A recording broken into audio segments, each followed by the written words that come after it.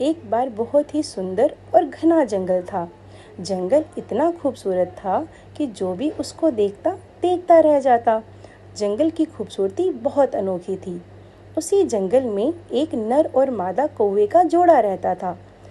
कौवों का जोड़ा अपने प्यारे प्यारे बच्चों के साथ एक पेड़ के ऊपर रहता था। सब कुछ बहुत अच्छा चल रहा था। एक दिन की बात है, एक भयानक सांप ने पेड़ की जड़ में एक भयानक सा बिल बना लिया और वो वहां रहने लगा। जब भी नर और मादा कौवे भोजन की तलाश में पेड़ से बाहर जाते, तब वह जहरीला सांप तुरंत उनके बच्चों को खा जाता। यह घटना बार बार होने लगी। जब देखो तब सांप उनके बच्चों को खा जाता। बेचारे नर और मादा कौवे जब भी अपने मरे हुए बच्चों को देखते, उनको बहुत दुख होता। वो हर वक्त चिंता में डूबे रहते और सोचते रहते कि अब वो क्या करें, कैसे इस भयंकर सांप से छुटकारा पाएं। एक दिन की बात है, वह सांप अपने बिल में आराम कर रहा था। उसी पेड़ के ऊपर दोनों नर और मादा कौवों का जोड़ा सोच रहा था कि अब वो क्या करे, इस समस्या से कैसे समाधान पाए। तब उनको याद आया अपना प्यारा दोस्त सियार। दोनों नर और मादा कौवा सीधा सियार के पास पहुंचे। सियार उनको देखते ही समझ गया कि दोनों बहुत चिंता में हैं। दोनों ने सियार को अपनी सारी परेशानी बताई कि सांप उन्हें कैसे परेशान करता है।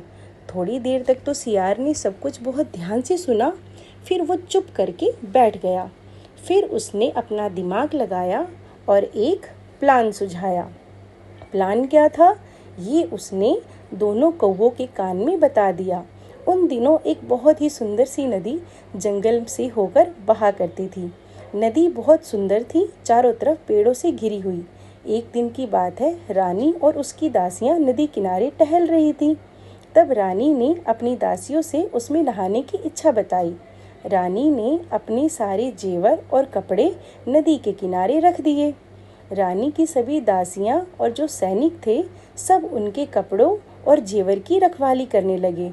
कुछ ही देर में मादा कौवे ने रानी का हार उठाया और उड़ने लगी।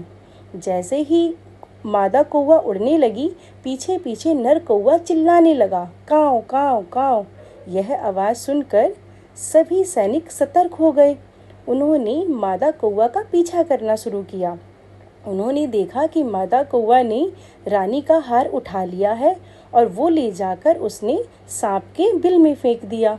सभी सैनिकों ने हार को सांप के बिल में देखा। जैसे ही बिल में हाथ डाला, सांप ने उन